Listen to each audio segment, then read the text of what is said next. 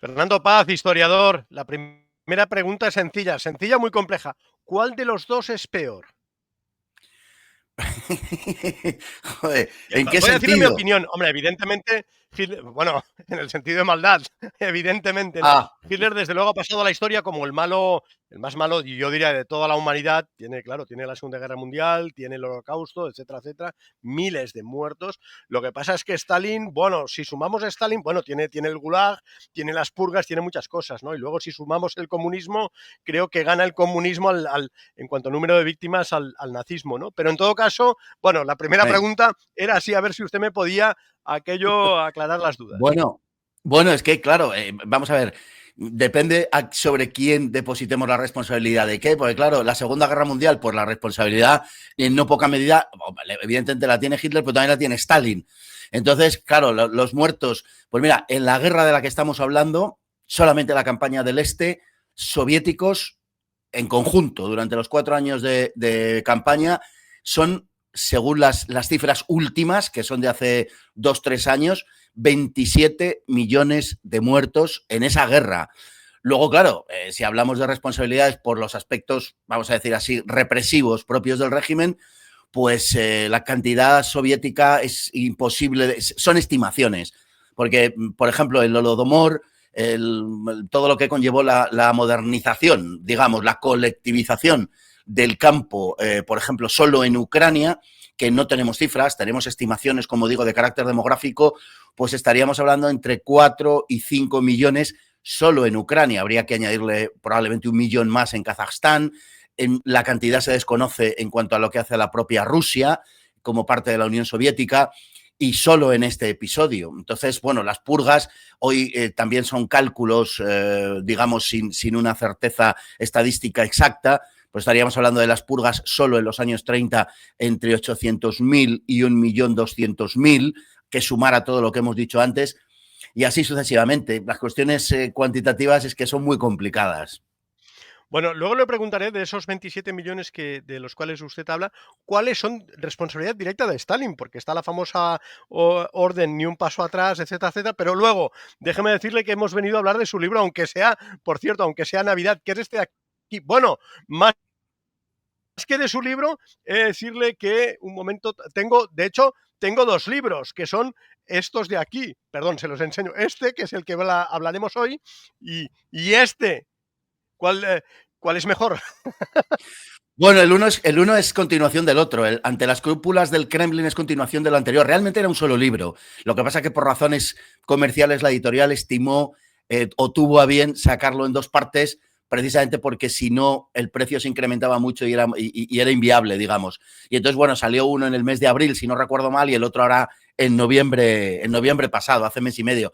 Pero es por razones comerciales, no es por otra cosa. Realmente es un libro que a su vez tuve que aligerar previamente porque me había salido el doble de los dos libros juntos. Me han salido como unos 1.200 páginas y ya digo, y no era posible de esa manera, entonces tuve que dejarlo en la mitad y a su vez sacarlo en dos partes. O sea, me está diciendo que ha tenido que desembarazarse de 600 páginas escritas. Sí, sí, sí, he tenido que 1200. resumirlo. Sí, sí, muy mucho porque pues, me había dejado llevar un poco, digamos. Sí, sí, sí. Vale, vale. Bueno, Así es. déjeme, yo creo que usted es de sobra conocido, pero déjeme presentarlo para la audiencia. Sí, Fernando claro, Paz es claro. profesor, es escritor, es historiador. De hecho, es la segunda, no, perdón, es la tercera vez creo que está en este canal, ¿no? Ya, si no, creo que es la tercera ya, Tercera ¿eh? como Sí, poco, sí, sí, efectivamente. tercera o cuarta, Espero sí. que no sea la última, ¿eh? Ya se lo advierto, o sea que, pero Eso bueno, depende de usted, don Xavier. déjeme acabar de presentarles porque ha publicado más de una docena de libros. De hecho, vamos a poner a Amazon, evidentemente, recomiendo siempre ir a las librerías, pero los tienen todos, como pueden ver, por aquí, entre otros, ¿no? Y entre otros libros, Antes que nadie, Breve historia del franquismo, Europa ante los escombros, La neutralidad de Franco o Nuremberg ante el nazismo. Bueno, déjeme, hecha esta presentación, con perdón, y sobre todo yo hoy quería hablar precisamente de este libro, ¿no? La primera pregunta es sencilla, porque usted empieza con eso, ¿no? Quizá uno de los problemas que tuvieron los nazis es que no había un objetivo estratégico, ¿no? ¿Cuál es el objetivo de la invasión de Rusia? Bueno, el objetivo era la destrucción del grueso del Ejército Rojo y habían pensado que eso se iba a efectuar en los primeros 500 kilómetros de campaña hasta la línea del Dnieper-Duina y ahí tendrían que destruir unas 150 divisiones. La verdad es que ese objetivo se consiguió, porque destruyeron no ya 150, sino 163, 64 divisiones antes de esa línea del Dnieper-Duina. Esa era la primera parte o la buena noticia para los alemanes. La mala es que Stalin, durante 1941, extremo que ellos desconocían, fue capaz de movilizar más de 650 divisiones, con lo cual es verdad que a partir de las que destruyeron los alemanes en la primera fase de la campaña, las divisiones que luego levantó Stalin no eran iguales que las primeras, ni en cantidad ni en calidad, pero no dejaban de ser como unas 500 divisiones más de aquellas con las que los alemanes contaban. Y además, bueno, es algo que se ve en los diarios y en las memorias de los jefes militares alemanes y del jefe de Estado Mayor, el caso del general Franz Halder, donde dice: pensábamos que había eso, unas 200 divisiones, todo lo más, y hasta el momento, dice, a mediados de agosto, dice, hasta el momento hemos localizado unas 360. Bueno, la mitad o menos de todas las que Stalin sería capaz de movilizar durante ese año de 1941, solo en 1941. El problema de los alemanes fue un problema fundamentalmente, bueno, hubo varios. Uno fue de información, no sabían lo que había en la Unión Soviética. Recordemos aquello que decía Stalin de que la URSS era un enigma envuelto en un misterio, ¿no?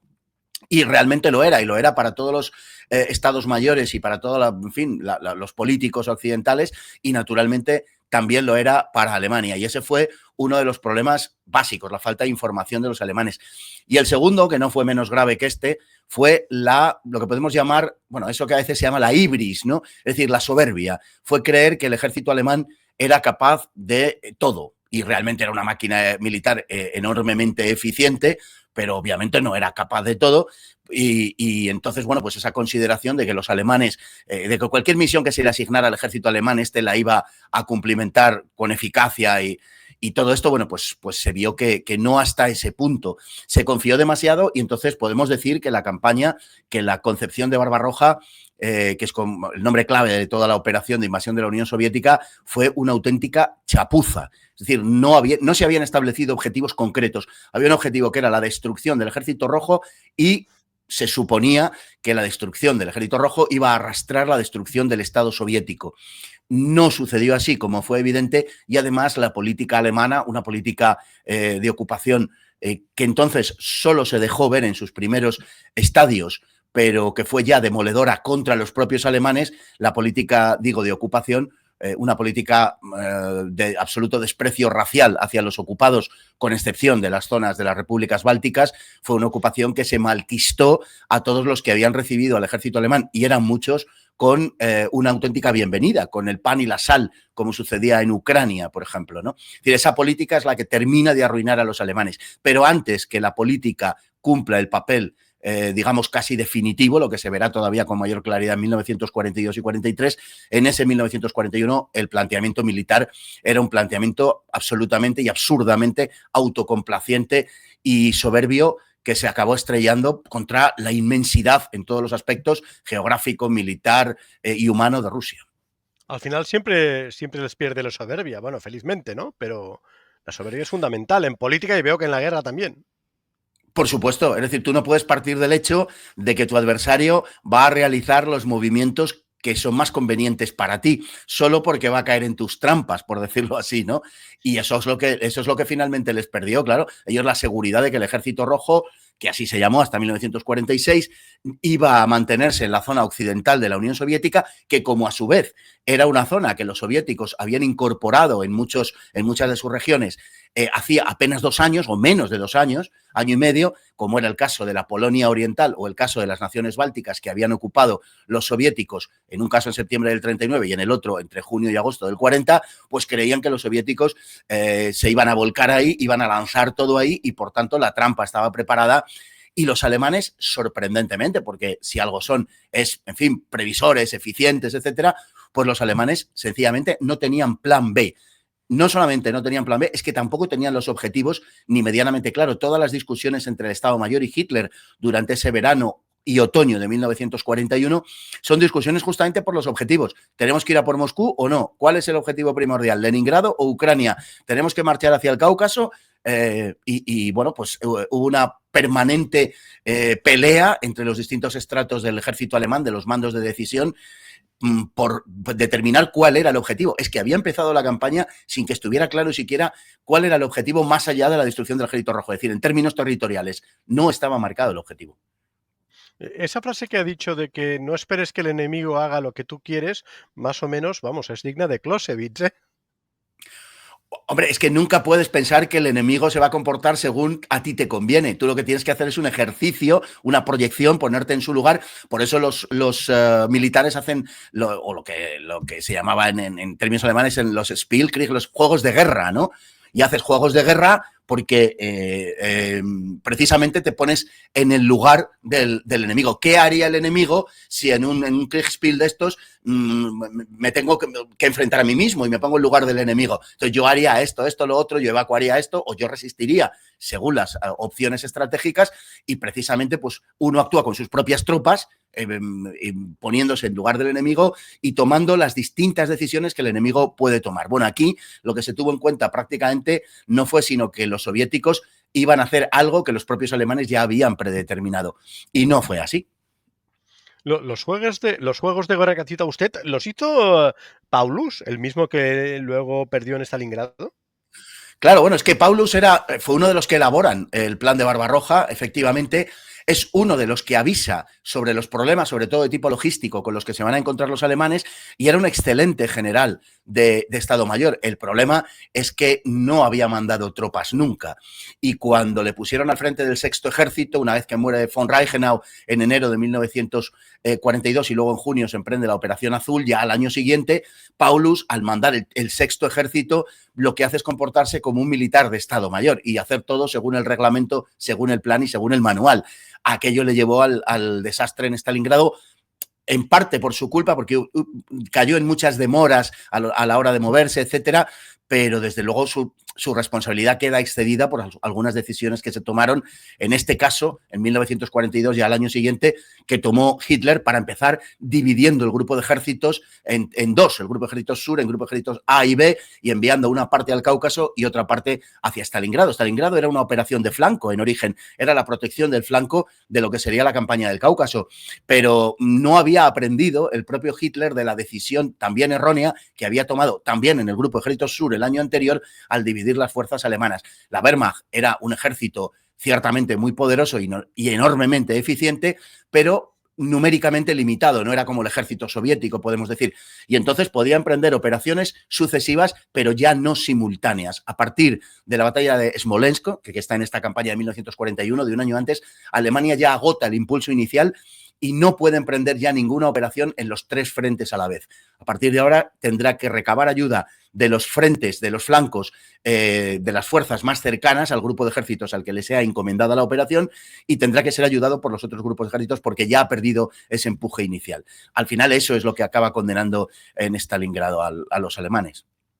¿En qué medida Napoleón influye en Hitler? Lo digo porque Napoleón llega a Moscú, Hitler en un momento determinado dice, no, vamos a dejar Moscú, vamos a hundir o a destrozar lo que queda del Ejército Rojo o lo que él cree que es lo que queda del Ejército Rojo. Bueno, ¿en qué medida influye, no? Napoleón llega a Moscú y tampoco le sirvió de nada.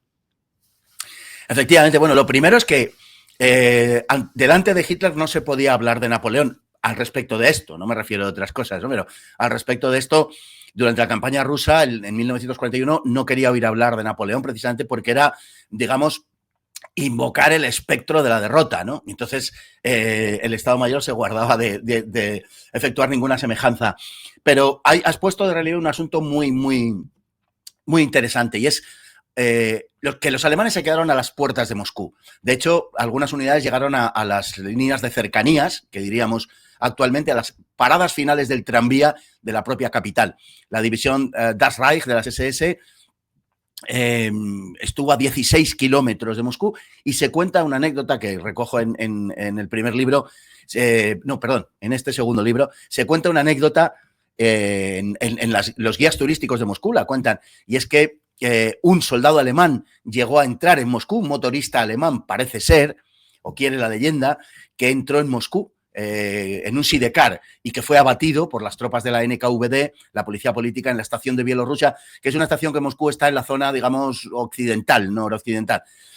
Lo que encaja mucho también, digamos, con el lugar desde donde venían los alemanes. Como en aquel momento, estamos en diciembre de 1941, casi son indistinguibles, perdón, las tropas alemanas y las soviéticas, porque iban todos envueltos en fin, en lo que podían, en abrigos de piel, etcétera, en muchos casos civiles, y además llevaban los uniformes de los soviéticos, los alemanes, porque eran mucho más adecuados al frío y todo esto. Pues es posible que el soldado alemán se infiltrara en las líneas rusas y los rusos le tomaran por uno de ellos y efectivamente llegara a la estación de Bielorrusia. O sea, quiere decir que se quedaron a las puertas de Moscú. Ahora bien, el hecho de que los alemanes hubieran tomado Moscú hubiera cambiado sustancialmente la campaña. La respuesta, en mi opinión, de forma abrumadora, es no. No hubiera sido un golpe difícil para los soviéticos por su significado político, psicológico, por su condición de nudo de comunicaciones, la red ferroviaria, en fin, pues las industrias del área de Moscú. Indudablemente hubiera sido un golpe difícil para los soviéticos, pero no hubiera terminado con la guerra, ni muchísimo menos. Lo que sucede es que, bueno, esto nos llevaría muy lejos, ¿no? Pero simplemente una referencia. Las memorias de posguerra elaboradas por los generales alemanes partían de una consideración, y es que había que hacer, por razones políticas, de política interna alemana, de la República Federal de Alemania, y de política externa, en fin, la OTAN y la Guerra Fría, el enfrentamiento con la Unión Soviética, etcétera, después de la Segunda Guerra Mundial, se consagró la imagen del Hitler único culpable. Y entonces todos los errores los cometió Hitler, ellos no cometieron, los militares alemanes, error alguno, por supuesto, y si les hubieran dejado a ellos, la guerra hubiera acabado triunfante para Alemania. Bueno, eso no es así ni de lejos, ni de lejos. El Estado Mayor cometió más errores que Hitler, para empezar, en términos militares hablo, para empezar. Pero la elaboración de esa leyenda, que hoy en día está ya absolutamente pues, olvidada, obsoleta, porque no hay quien se lo crea y porque hace mucho tiempo pues ya, en fin, la imagen del ejército alemán, de la Wehrmacht, ha dejado de ser esa imagen limpia que se proyectó en la inmediata posguerra. Digo que la idea se correspondía, en cuanto a lo que hace a lo que estamos hablando hoy, la batalla de Moscú, se correspondía con el hecho de que como se estuvo tan cerca de Moscú y Hitler era renuente a tomar Moscú, nunca lo propuso como primer objetivo, pues la culpa habría sido de Moscú. Habría sido de Hitler, perdón. Dicho de otra manera, al estarse a 16 kilómetros de tomar Moscú, se estuvo a 16 kilómetros de la victoria final. No es verdad. Aunque los alemanes hubieran tomado Moscú, no hubieran terminado con la campaña, ni muchísimo menos. Por otro lado,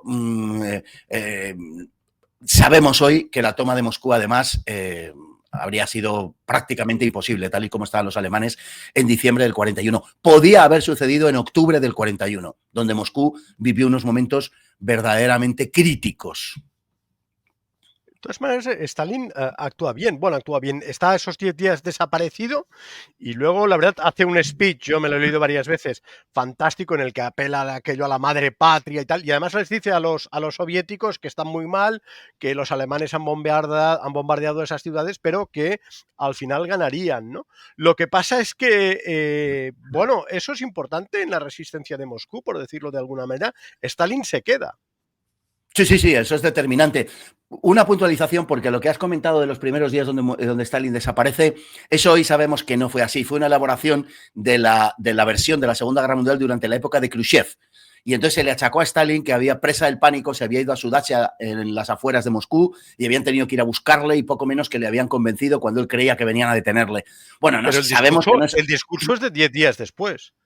Es del 3 de julio, sí, exactamente. El discurso de Stalin... Es el 22 de junio. Es del 3. Es verdad que él, digamos que desaparece de cara al público, pero él estuvo en el Kremlin. Él estuvo trabajando, lo que pasa es que el caos era total y absoluto, un caos en parte culpa suya, pero esa es otra cuestión. Pero sí, Stalin mostró desde el principio su determinación de resistir a toda costa. Bueno, claro, los soviéticos pierden en el lapso de unas semanas 3 millones de hombres. Ningún otro país en el mundo hubiera podido resistir a Alemania, sin duda ninguna. Pierde 3 millones en apenas 3 meses, 3 millones de hombres. Pero él se está dando cuenta desde el principio de que aquella estrategia, indudablemente brutal e inhumana, pero aquella estrategia está erosionando a los alemanes.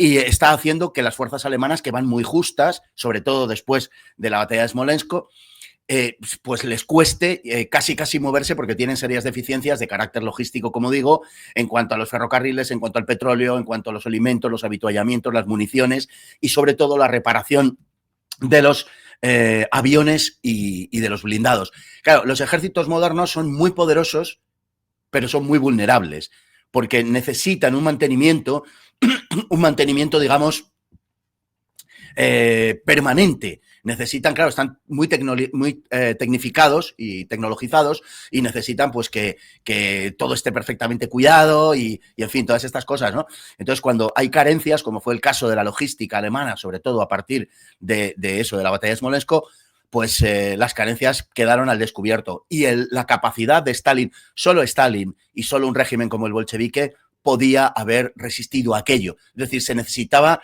de una dureza extrema. Y Stalin empleó una dureza extrema, lanzando, por ejemplo, en ocasiones oleadas de civiles contra las líneas alemanas para que los alemanes disparasen y hacerles gastar munición a los alemanes de este modo, por ejemplo, ¿no? O sea, fue una dureza, como digo, extrema. La guerra germano-soviética del año 41 al 45 es la guerra más brutal, más despiadada, más cruel y más inhumana por todos los aspectos civiles y militares de la historia de la humanidad hasta el día de hoy. ¿En qué medida el clima influyó? Los alemanes lo atribuyen sobre todo al clima y obviamente los soviéticos dicen que no. Sí, efectivamente, sobre todo después de la Segunda Guerra Mundial, la versión que se dio fue la de que fue el General Invierno. Todos hemos oído hablar del General Invierno.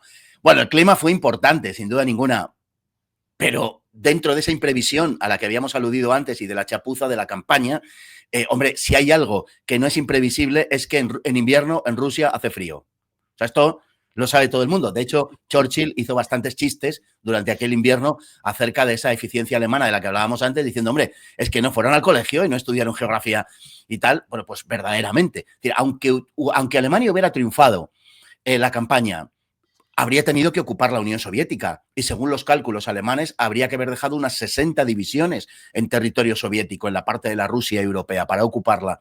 Bueno, esas 60 divisiones tenían que estar protegidas contra el frío de Rusia.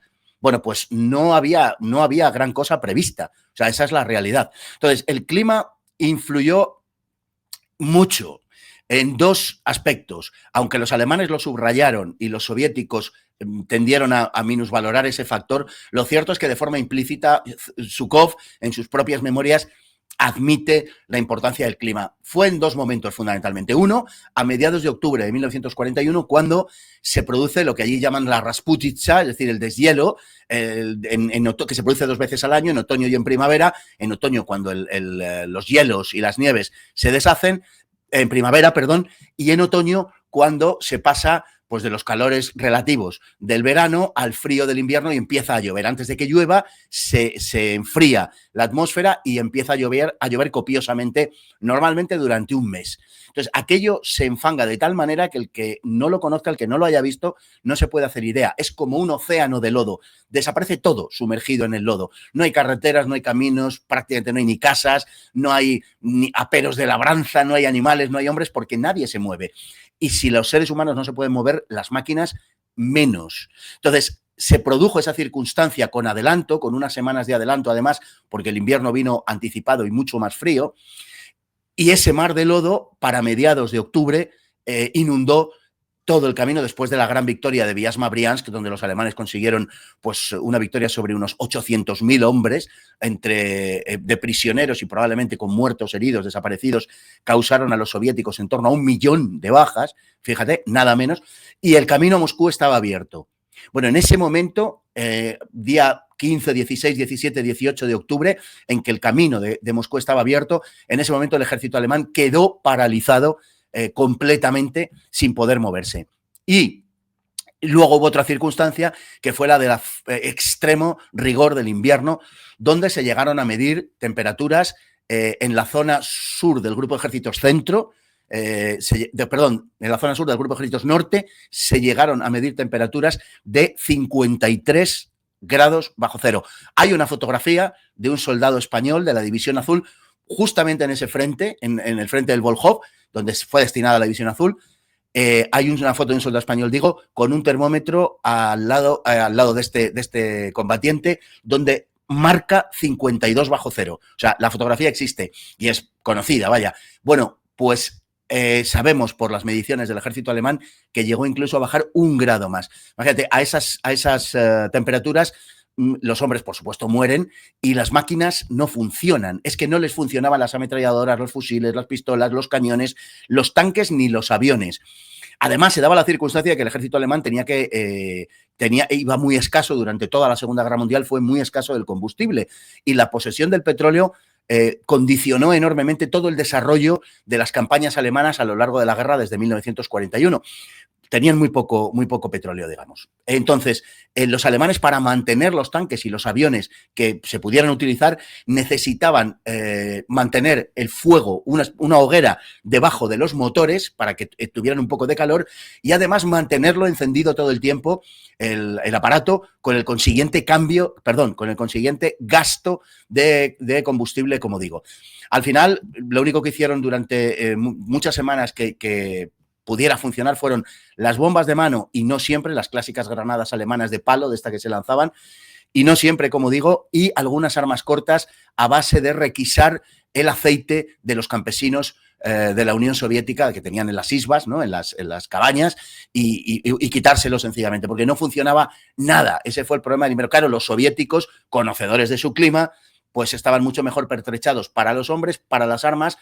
Por ejemplo, para los tanques soviéticos se encendían con un sistema de aire comprimido que le permitía no depender de las temperaturas ni del calor, por una parte, y además las cadenas de los blindados eran mucho más anchas, con lo cual no se hundían, como las de los alemanes, en el fango ni en la nieve, sino que parecían, pues bueno, desplazarse y casi patinar en algunos casos. Los tanques alemanes se quedaban sencillamente clavados.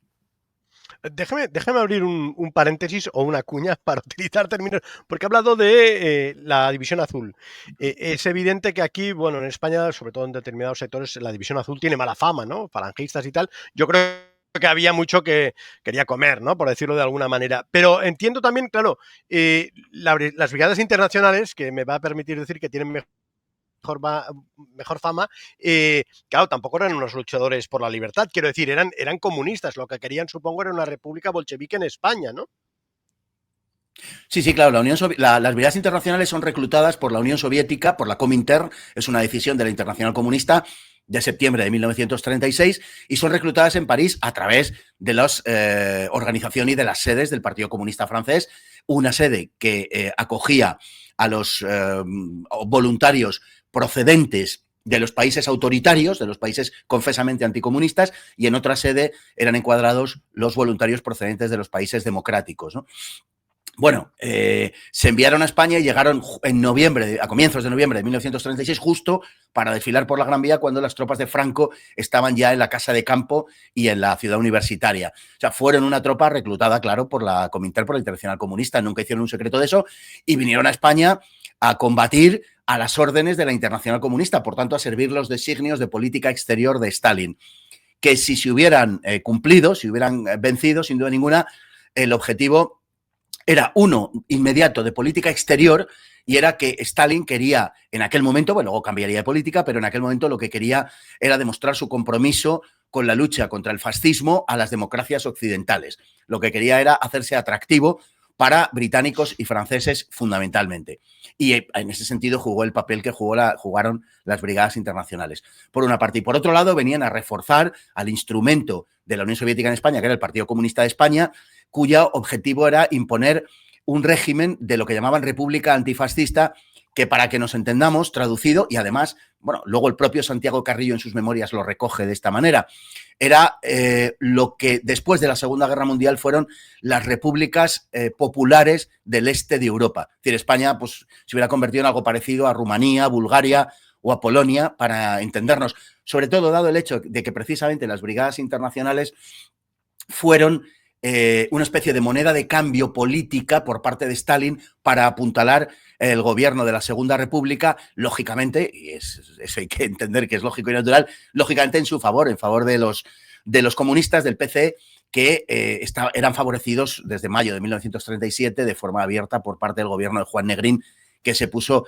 literalmente en sus manos. Entonces jugó ese doble papel político, de política exterior por un lado y de política interior para convertir España en una república no exactamente soviética en términos estrictos, si somos puristas, no era una república exactamente soviética, sino una república de tipo popular, por supuesto, una dictadura del Partido Comunista, claro, pero en los diversos grados en los que surgieron este tipo de regímenes en la Europa del Este. Un régimen, grosso modo, por supuesto, comunista, aunque no estrictamente soviético. Por ejemplo, Cuba es comunista, pero no es soviético. O sea, hagamos la distinción, ¿no? Pero sí, claro, España hubiera desembocado, sin duda ninguna, si la República gana la guerra a partir de mayo del 37, hubiera desembocado en ese tipo de régimen, claro. Claro. Bueno, vamos a volver a, perdón, he aprovechado, perdón, he aprovechado de usted, vamos a volver ahora a su libro, precisamente, que es este de aquí, para los que se hayan incorporado, sepan que tienen este libro sobre eso, la batalla de Moscú, y el otro, por cierto, el otro, ¿dónde lo tengo? Aquí, me va a permitir que lo enseñe, Claro. este también. Déjame, ¿cómo pudo Stalin sacar lo que dice usted, ¿no? 100 y pico de divisiones destrozadas, ¿cómo pudo llegar a 600 divisiones? Bueno, él tenía, cosa que los alemanes desconocían, él tenía aprobada una ley desde 1938, una ley de reclutamiento militar que estaba llevando a cabo, de acuerdo a la cual durante una serie de meses al año, que eran variables también, pero los hombres entre 18 y 55 años tenían que cumplir un servicio militar. Bueno, pasa en algunos países, ¿no? No de una forma tan amplia, pero pasa en Suiza, por ejemplo, en Israel. Hay países que tienen arbitrado, digamos, ese sistema que hace que la población esté en permanente movilización. Además, venimos de la revolución bolchevique, que ha sido hace poco, porque ha sido hace 17 años, o sea, es realmente muy reciente. Pero no solamente eso, sino que además durante todo el tiempo, a partir de ahí, pues hemos tenido la guerra civil, hemos tenido el comunismo de guerra, hemos tenido la nueva política económica, la Unión Soviética ha vivido en un estado de movilización permanente. Por lo tanto, el impacto de la guerra a esos efectos no es tan traumático en realidad, en cuanto a lo que supone de movilización, me refiero, claro. Y Stalin pues dispone de esa enorme masa humana que se está entrenando precisamente con carácter de una cierta periodicidad anual, se está entrenando y dispone de unas reservas humanas verdaderamente enormes por esa razón. Hay un montón de población disponible. Cuando entra la Unión Soviética en guerra en 1941 tiene 198 millones de habitantes, o sea, como casi 50, bueno, más de 50 millones más de los que tiene hoy la propia Rusia, y tiene más del doble de la población que tiene Alemania. Además, Alemania no ha movilizado realmente su población para la guerra. En Alemania, hasta bastante después, no habrá una sensación, digamos, de estar plenamente en guerra. La vida civil se mantiene razonablemente bien. O sea, en Berlín los cafés están llenos en 1941. Y, bueno, las situaciones son muy, muy diferentes. Los soviéticos consiguen esa gran movilización y consiguen, mediante un esfuerzo verdaderamente gigantesco, transferir, evacuar una gran parte de su industria al este, a donde los alemanes no puedan llegar, por supuesto al este de Moscú, pero sobre todo a la zona de los Urales e incluso más allá, ¿no? Entonces, toda esa industria produce también a su vez una enorme movilización porque las mujeres son llamadas a servir en el ejército, no demasiado, hubo unas 800.000 mujeres en el Ejército Rojo, casi todas, no todas, pero casi todas en funciones auxiliares, con lo cual liberaban muchos hombres para poder ir al combate, pero sobre todo para trabajar en las industrias donde Stalin pues tuvo a la gente 4 años literalmente sin vacaciones. Había meses enteros donde no se libraba ni un solo día y las jornadas eran de 14, 15 y hasta 16 horas. Es decir, que durante todo ese tiempo el país estuvo absoluta, completa y totalmente volcado en la producción y en el frente. Claro, eso le confirió, ese esfuerzo titánico, le confirió a la Unión Soviética una evidente superioridad sobre Alemania y en ese sentido pudo rebañar muchísimos más efectivos humanos que los alemanes. No obstante, no olvidemos que 60 millones de soviéticos habían quedado bajo el poder alemán, habían sido conquistados por los alemanes y otros 20 porque salieron corriendo y huyeron a la zona soviética porque si no hubieran sido 80 millones. O sea que realmente las pérdidas soviéticas también fueron muy, muy grandes y muy elevadas, ¿no? Lo que pasa que, bueno, esa decisión de movilización por parte de Stalin fue determinante. Oiga, de todas las víctimas, de los 27 millones de víctimas mortales de la URSS, ¿cuántas son atribuibles directamente a Stalin, por decirlo de alguna manera? Lo digo por la famosa, creo es la Orden 270, ¿no? Ni un paso atrás, las purgas en el Ejército Rojo, se carga Tukhachevsky, que es el mejor mariscal que tienen, etcétera, etcétera, ¿no? ¿Hay algún cálculo de eso? O incluso la incompetencia, a lo mejor, de Stalin o de las propias fuerzas soviéticas. Pues tienes toda la razón. Vamos a ver, hay una parte importante que son incluso más de la mitad, que son muertos civiles. Por eso estamos hablando de una guerra tan atroz. Es población civil. Eso de entrada. Y luego, qué duda cabe de que la manera soviética de hacer la guerra, que digamos que lo soviético empeoraba la ya de por sí terrible manera rusa de hacer la guerra, todavía la extremaba más, la radicalizaba más, porque en la Primera Guerra Mundial se dieron episodios hasta cierto punto parecidos, se enviaron tropas al frente sin armas, se enviaron tropas al frente sin botas.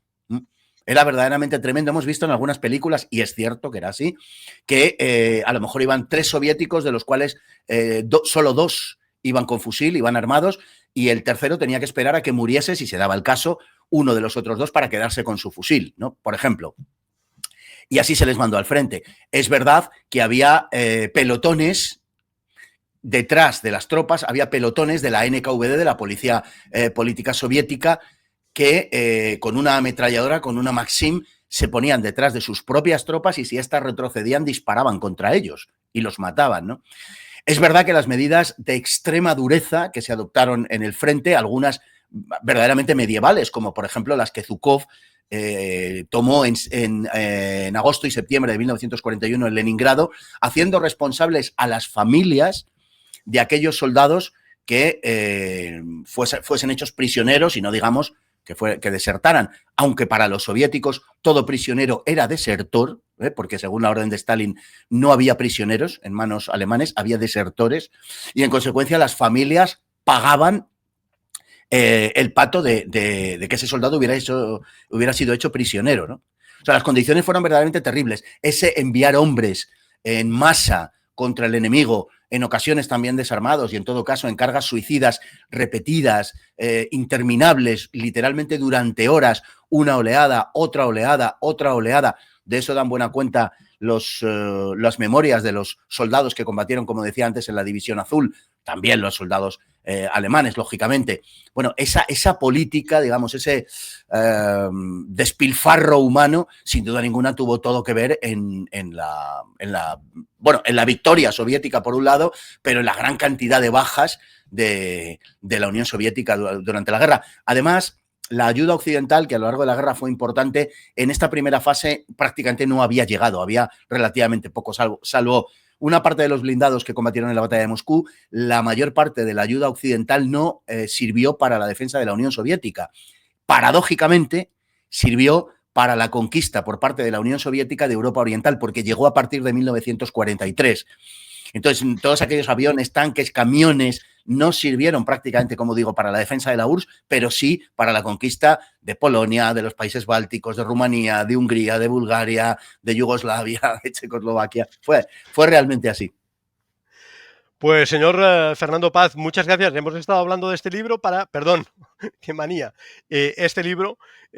Solo me han quedado cosas pendientes. Lo que pasa es que yo creo, tengo que decir una cosa, leyendo su libro hay un apartado que a mí me interesa especialmente porque hay poco sobre el tema, que es Japón antes de Pearl Harbor. Bueno, y ¿Y además ahí usted? Stalin... Sí. Diga. No, que ahí Stalin tuvo mucho que ver en lo de Pearl Harbor. Y es un tema verdaderamente muy poco conocido y que se trata poco cuando se explica la expansión japonesa y el propio ataque de Pearl Harbor.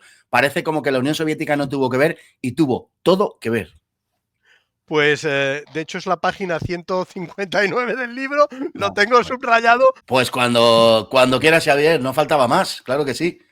Señor Fernando Paz, tenemos pendiente otra entrevista, vaya preparando los apuntes, que creo que en su caso no son necesarios. Muchas gracias.